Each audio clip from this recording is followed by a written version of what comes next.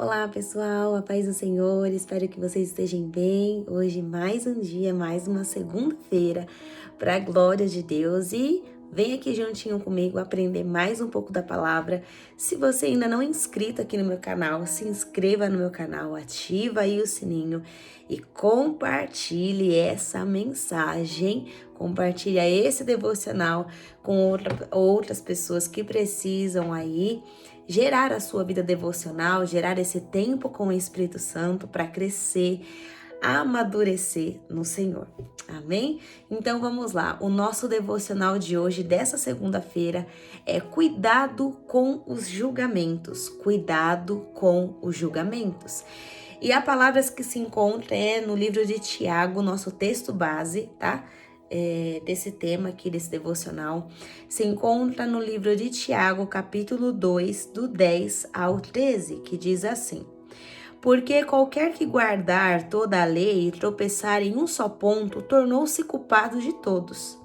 Porque aquele que disse, não cometerás adultério, também disse, não matarás.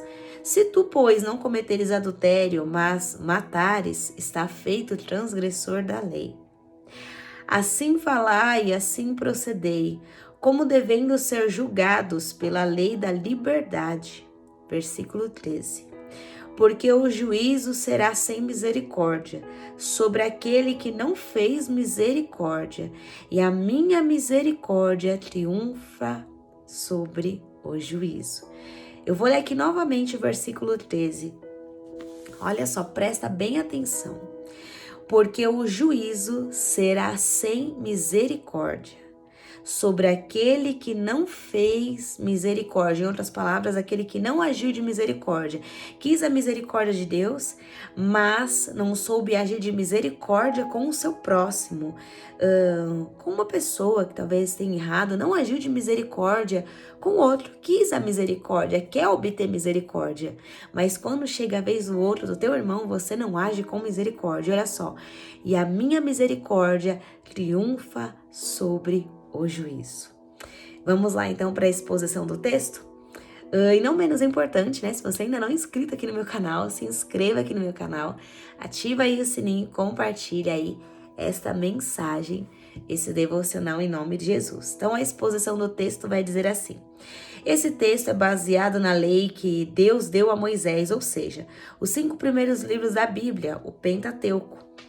Essa lei se resume em 10 conhecidos mandamentos, encontrado em Êxodo capítulo 20 e Deuteronômio capítulo 5. Depois, lê lá.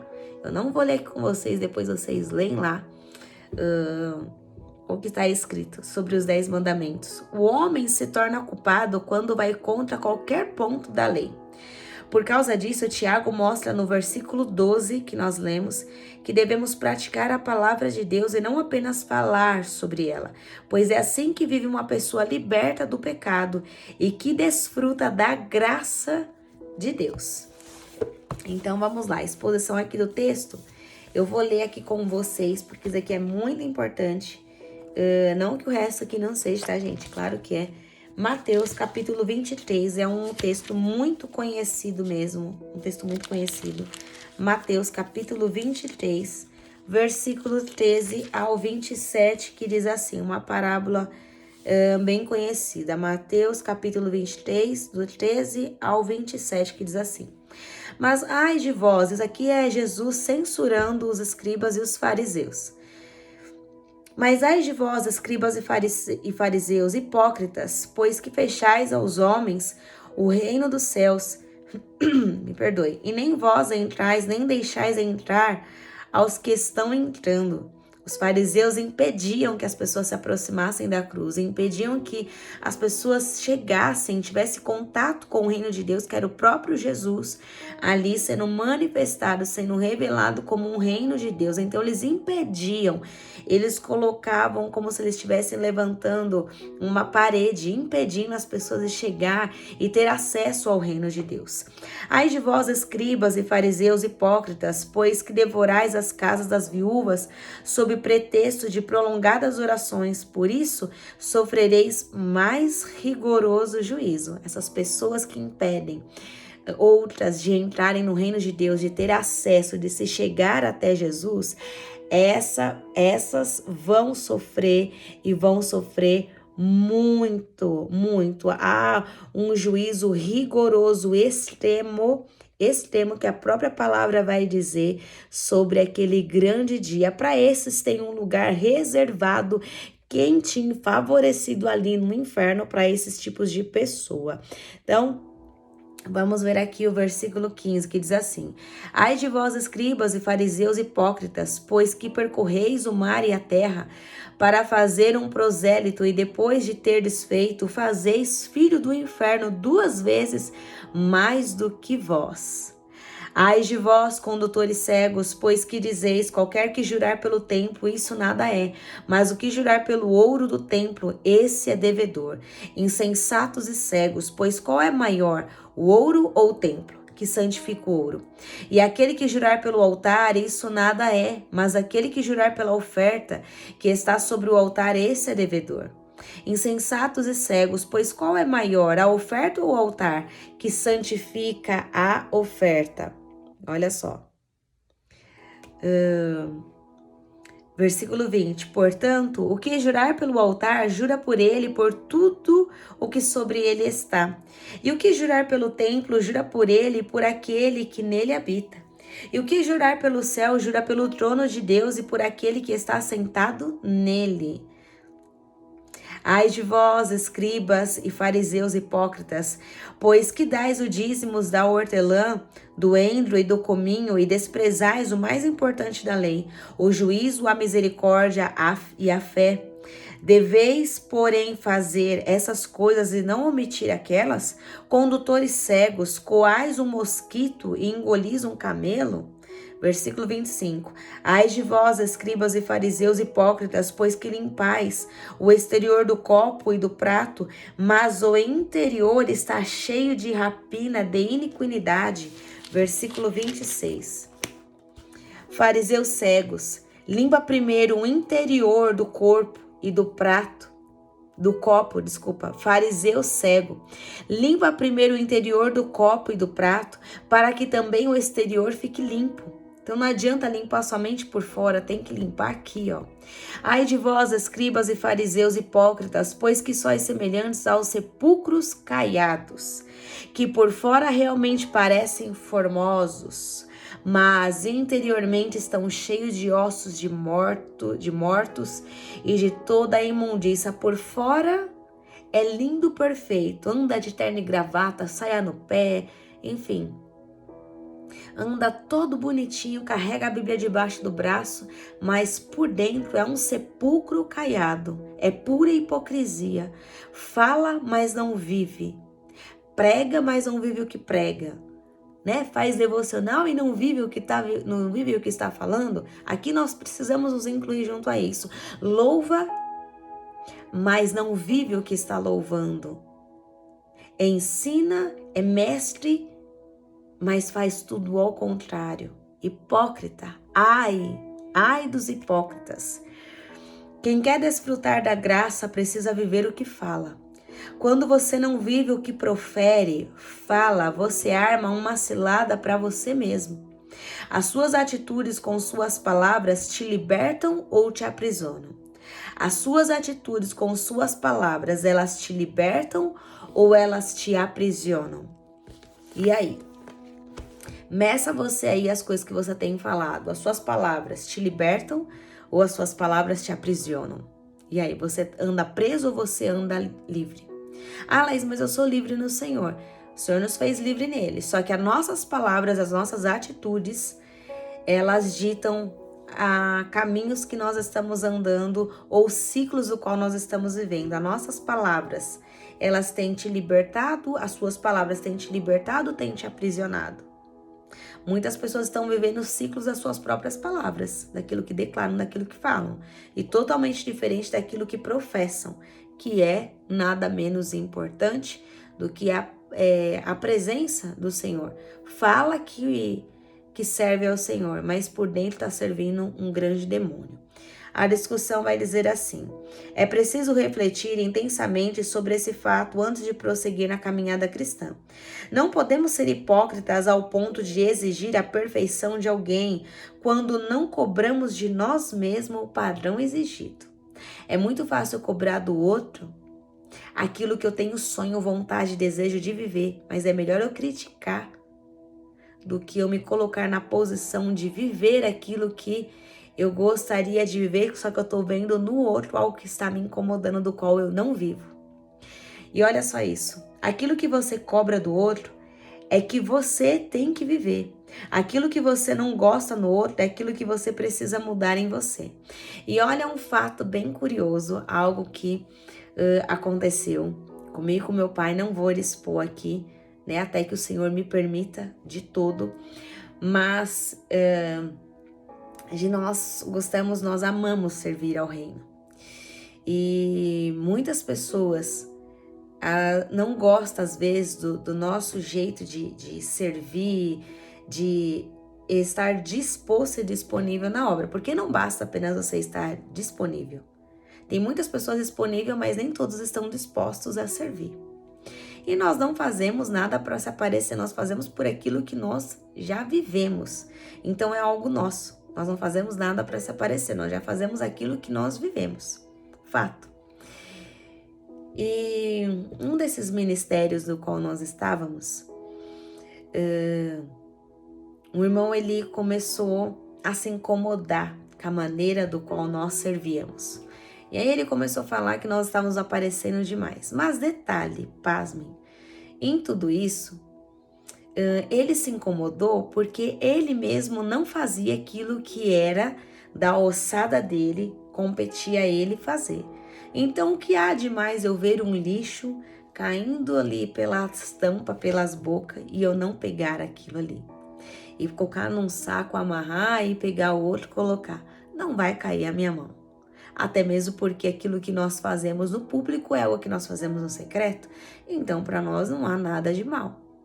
E aí eu disse bem desse jeito para o meu pai. Eu falei assim: o falso só vai se incomodar quando o verdadeiro entra em cena. As pessoas só vão se incomodar aquilo que não é verdadeiro, aquilo que é falso. Vai se incomodar com aquilo que é. E quando a pessoa não faz e vê que outro está fazendo, ela automaticamente vai se incomodar porque ela vai ter que colocar em prática aquilo do qual ela não faz. Vê, sabe que tem que fazer, mas não faz. Então se incomoda, então começa a perseguir, então começa a apontar, então começa a julgar, então começa a criticar. E nessa de julgar, criticar, apontar, corta, não serve mais. Só que quando nós não fazemos nada para homens, e nós não estamos aqui para servir a homens, por mais que nós servimos pessoas, né? O reino de Deus é isso, servir pessoas.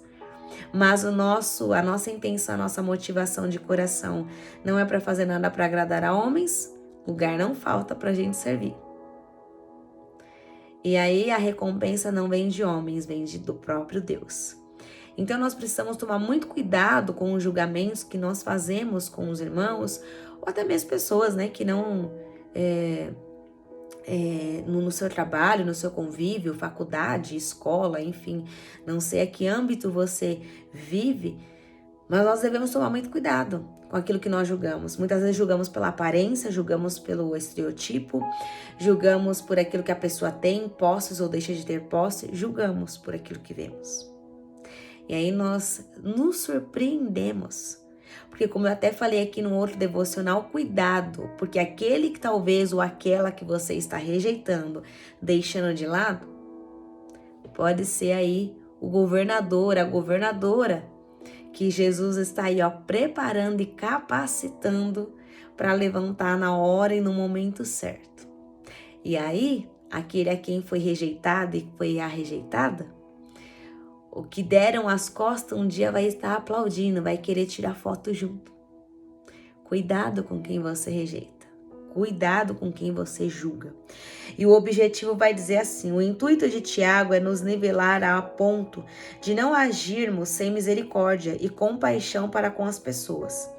Ele nos mostra também que todos estão culpados diante da palavra de Deus, pois errar em um ponto da lei nos torna eternamente culpados de toda ela. E vamos abrir lá em Mateus, capítulo 7. Mateus, capítulo 7, versículo 3 ao 5, que vai dizer assim: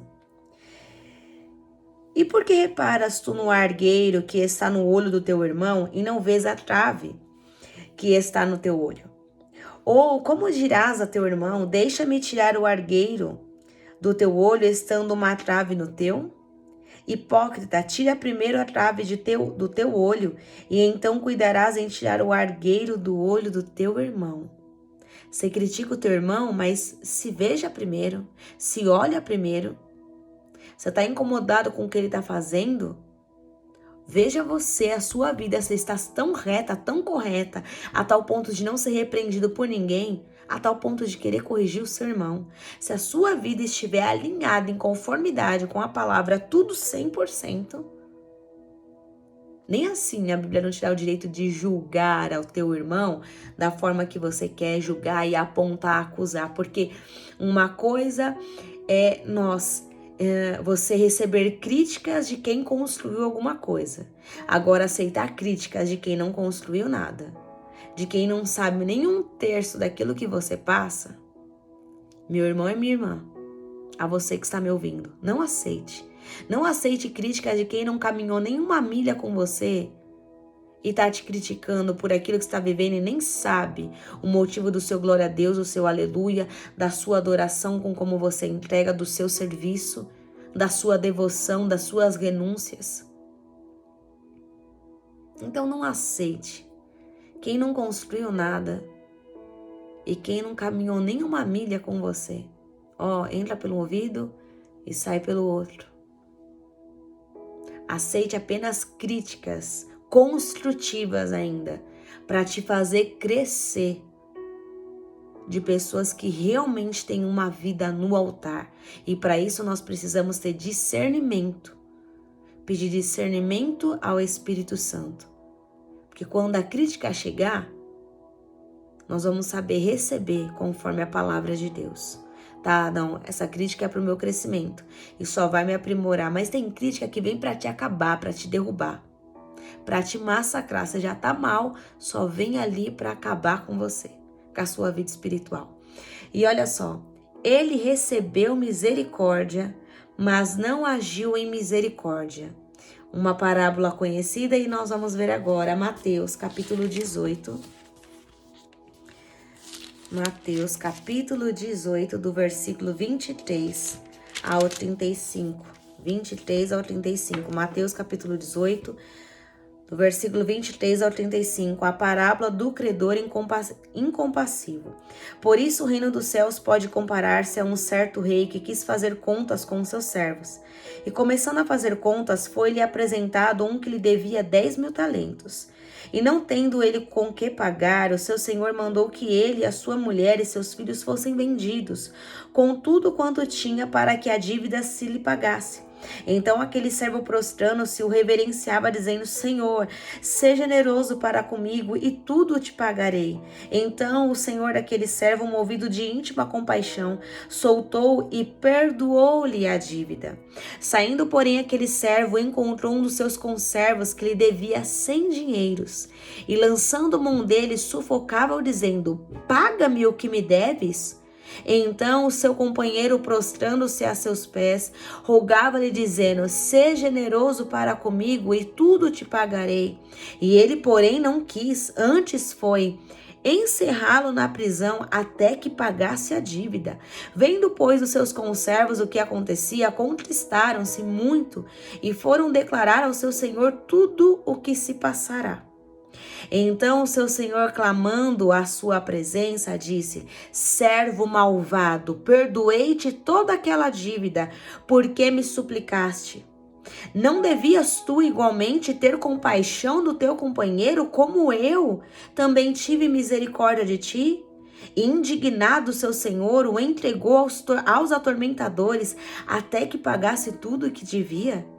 Assim vos fará também meu Pai celestial, se do coração não perdoardes cada um a seu irmão as suas ofensas.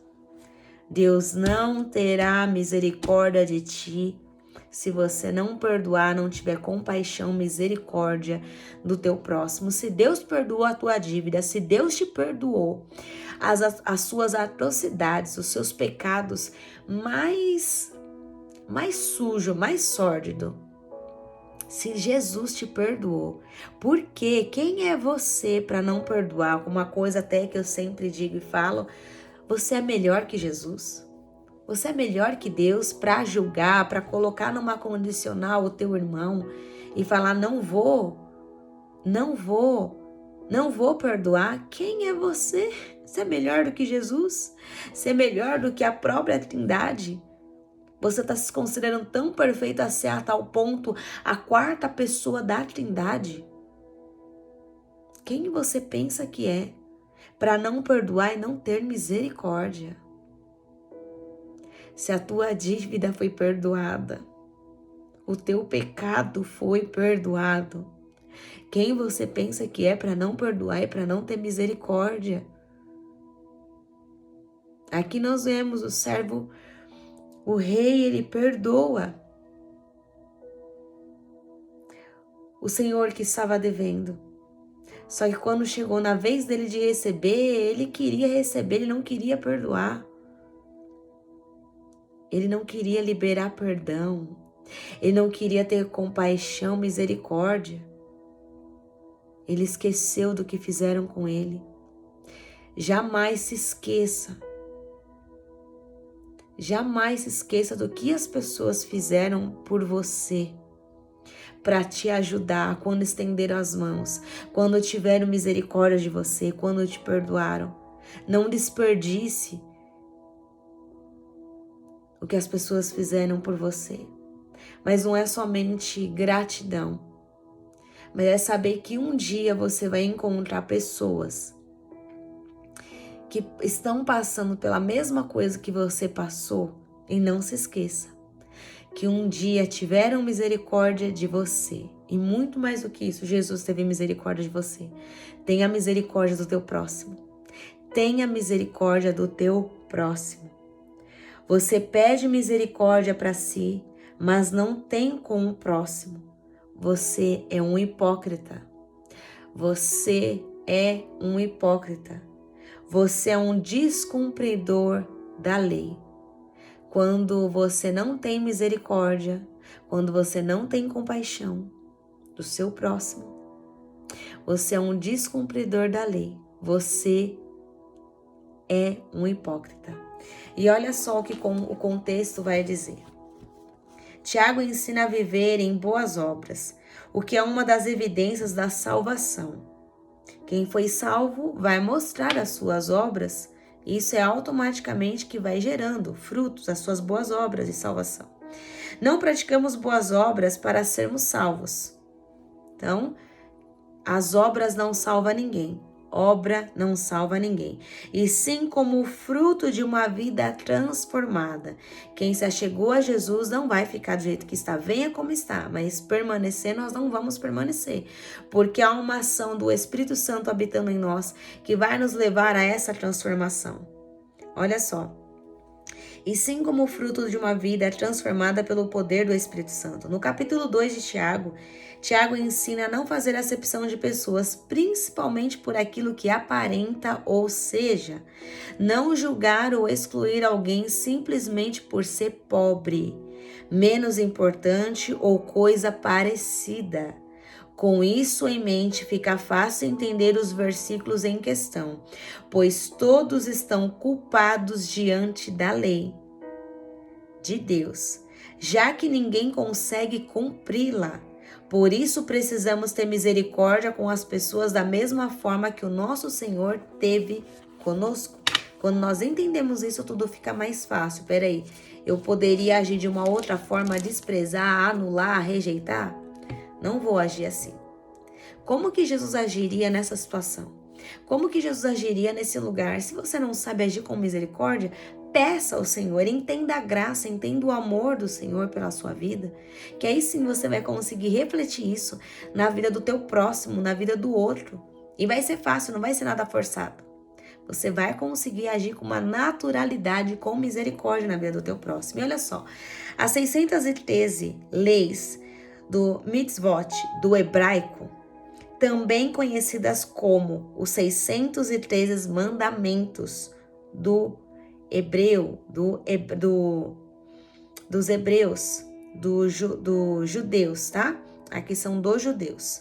Corrigindo aqui, ó, os 613 mandamentos dos judeus constituem um conjunto de diretrizes e obrigações estabelecidas pelo judaísmo, encontradas na Torá, os 5 livros de Moisés, o Pentateuco. O judeu, se ele não cumprisse, tá? Se ele não cumprir as 613 leis, ele é um hipócrita, ele é um descumpridor da lei. Mas Laís, o judeu cumpriu 612 leis. Ele é um descumpridor da lei. Ele precisa, para ele ser um cumpridor da lei, ele precisa cumprir as 613 leis. Se ele não cumpriu, ele é um descumpridor da lei, ele é um hipócrita, porque ele fala aquilo que ele não vive. Então nós temos a lei, nós temos a Torá, nós temos a palavra de Deus. Como eu sempre digo, no básico nós não pecaremos, no básico nós não iremos errar. O básico nós vamos cumprir, o básico, já que não dá para viver tudo, mas o básico, amar o nosso próximo, ter compaixão, ter misericórdia, perdoar, fazer o que a Bíblia nos ensina, isso nós não vamos pecar, nós vamos cumprir.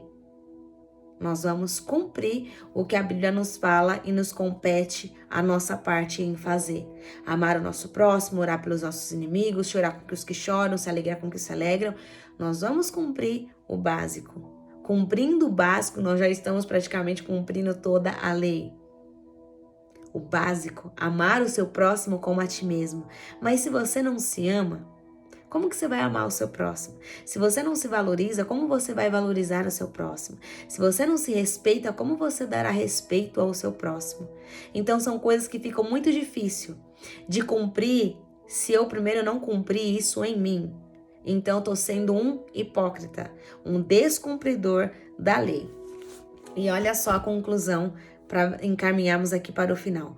Concluímos que somos falhos e errantes, que não conseguimos obedecer à lei de Deus em sua totalidade e por isso precisamos agir com os outros com misericórdia que gostaríamos de receber.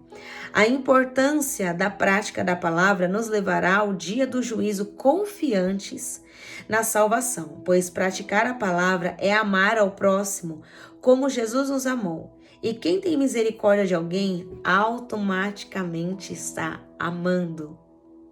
Então, quando diz amar o seu próximo como a ti mesmo, quando você tem misericórdia, você está amando, você está cumprindo um mandamento da palavra de Deus. Você quer amar como Jesus amou? Tenha misericórdia do teu próximo. Porque Jesus ele teve misericórdia, muita misericórdia para com a tua vida e para com a minha vida. Então, quem somos nós para não termos misericórdia? Sendo que o Filho de Deus teve misericórdia de mim e de você. E a aplicação do estudo vai dizer assim: tenha uma vida leve de julgamentos, sem exigir dos outros aquilo que você mesmo não vive. Pare de exigir condições do outro, sabendo que nem mesmo você não está vivendo. Como que você tem coragem, cara de pau, hipócrita, de cobrar do outro aquilo que você não vive? Tente ser o melhor exemplo de cristão para as pessoas em sua volta. Ame a Deus e, consequentemente, ao próximo como Jesus te amou.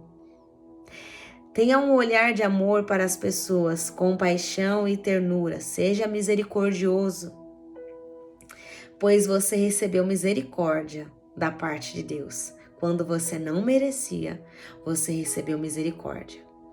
Geralmente, o que as pessoas exigem de você é aquilo que elas gostariam de viver e não vivem, e não estão vivendo. Como eu falei, o verdadeiro, ele vai denunciar o falso. E por denunciar o falso, essa pessoa, ela tem que se levantar para te julgar, para te criticar, para te apontar por algo do qual ela não vive. Então, sempre o verdadeiro, aquele que está fazendo certo, vai incomodar aquele que não faz. E esse que não faz tem que se colocar na condição de que eu preciso fazer, eu preciso mudar. Porque entre o verdadeiro e o falso, o que vai se destacar é o verdadeiro. Então, tenha compaixão das almas, tenha compaixão, tenha misericórdia. Até mesmo porque todo o estudo que nós estamos fazendo aqui, ele se trata de compaixão, é um ano da compaixão, de você ter compaixão pelo seu próximo, você ter misericórdia. Essa misericórdia te alcançou, essa compaixão te alcançou. Então, daquilo que você recebeu, você também precisa dar.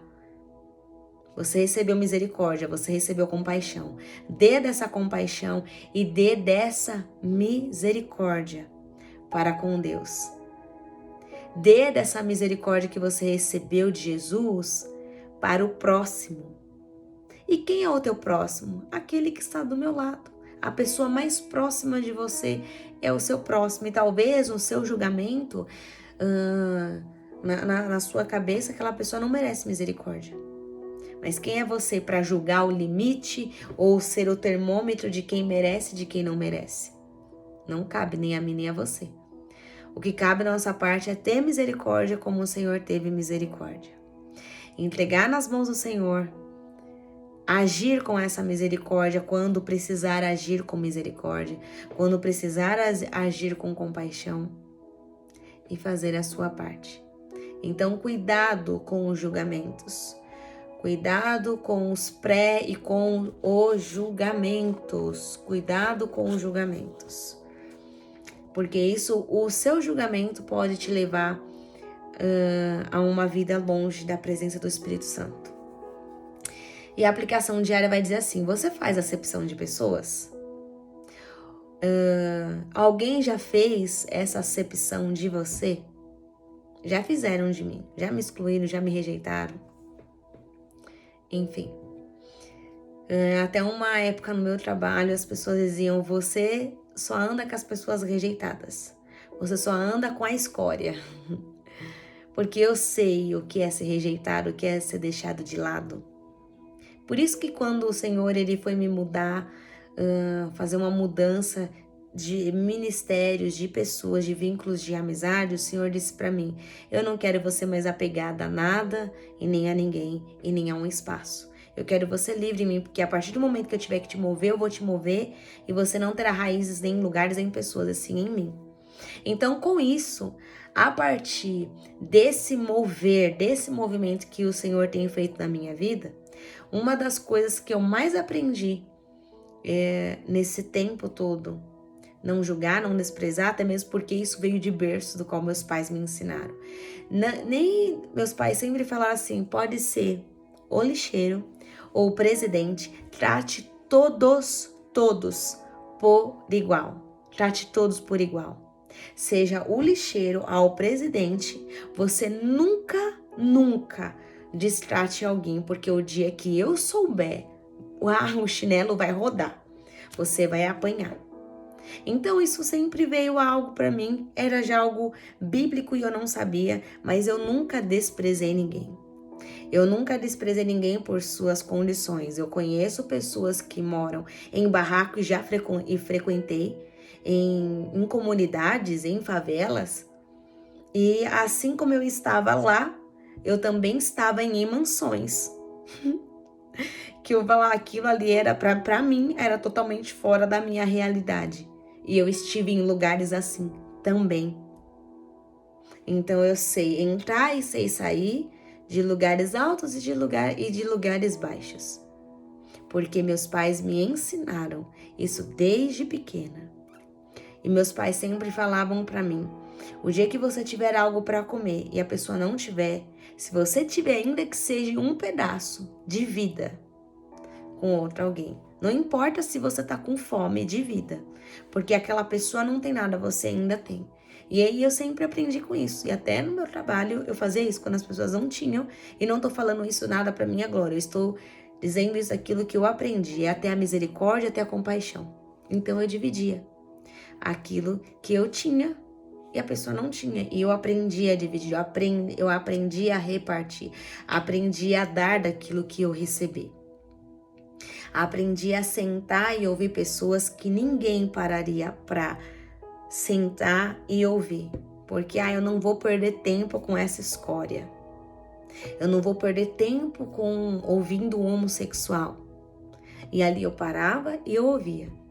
E olha que interessante. Jesus, talvez ele faria a mesma coisa que eu falei, até mesmo porque Jesus se assentou com pessoas que, para os fariseus, eram a escória do mundo. Aquilo que os fariseus rejeitavam e até rejeitaram o próprio Jesus para falar, mas você está se misturando com esse povinho aí. Você sabe com quem você está se assentando? Essa mulher é uma pecadora. Você sabe na casa de quem que você tá? De um cobrador aí que passou a perna em todo mundo, Zaqueu. Foi com esses que Jesus andou. Foi para os doentes que Jesus veio. Até mesmo porque você só procura um médico quando você está doente. Se você está bem, você vai no médico fazer alguma coisa? Não, você pode tirar o lugar de uma pessoa que não está bem. Então só procura um médico quem sabe que está doente. E Jesus sabia que as pessoas estavam doentes e procurava e as pessoas o recebiam. Então, você faz acepção de pessoas? Uma das coisas que, como eu falei aqui, eu aprendi desde pequena, a jamais fazer acepção de pessoas, a tratar todos por igual. O mesmo tratamento. O mesmo tratamento que eu tenho com um, eu tenho que ser eu mesma com todos. Foi isso que eu aprendi. E não era por medo de apanhar. Era entender a gravidade que quem tem ou quem deixa de ter é a mesma coisa. Todo mundo vai para o mesmo buraco, todo mundo vai para o cemitério. A diferença é, né? Aonde a sua alma vai? Para o céu ou para o inferno? Enfim. Segunda pergunta, você julga as pessoas frequentemente? Terceiro, você sabe o que é hipocrisia? É falar e não viver aquilo que está falando, né? A quarta pergunta, você exige a perfeição do outro? Quinta pergunta, você compreende suas falhas? Você entende elas?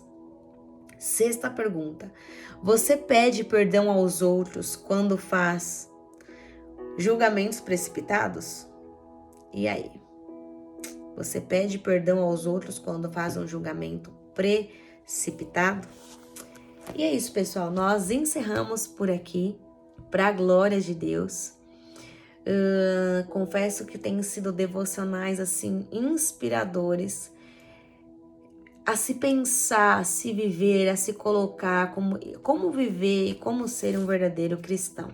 Então não deixe de compartilhar esses devocionais, porque eu sei que muitas pessoas vão ser alcançadas, não é por causa da Laís que tá aqui não, muito pelo contrário, porque eu também sou falha, eu também preciso aprender muitas coisas, preciso colocar muitas coisas em prática, mas é pelo poder da palavra de Deus que alcança, que transforma.